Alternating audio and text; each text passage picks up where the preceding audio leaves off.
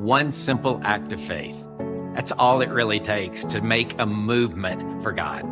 Compel International started with one simple act of faith.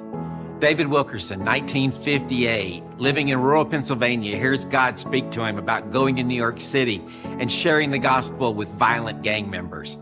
There was a revival that came out of that. One simple act of faith.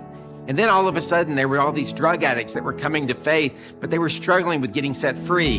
And they started Teen Challenge. They didn't have the money, they didn't have the resources, they didn't have the expertise, but they listened to God and acted with one simple act of faith. Teen Challenge was born, and thousands, hundreds of thousands of addicts' lives have been changed because of that. Then World Challenge came into existence, this proclamation ministry of taking the gospel all over the world because of one simple act of faith. Then earlier this year, we at Compel International had the opportunity to spin off all of our missions efforts from World Challenge because of one simple act of faith. And that's how Compel International came into existence. And today, because of one simple act of faith repeated over and over and over again, we are seeing hundreds of people come to faith in Christ from unreached people groups, churches planted in places where the gospel has never before existed, the persecuted church strengthened and encouraged.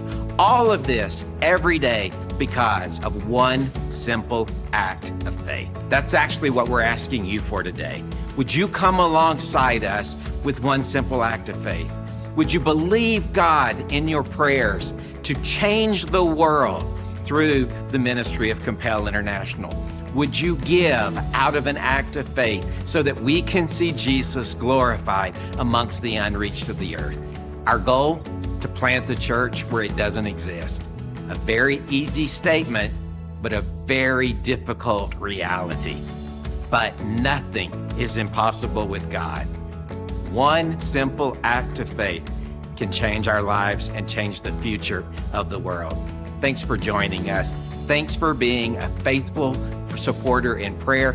And thank you for being willing to take that one simple act of faith to see Jesus glorified amongst the nations.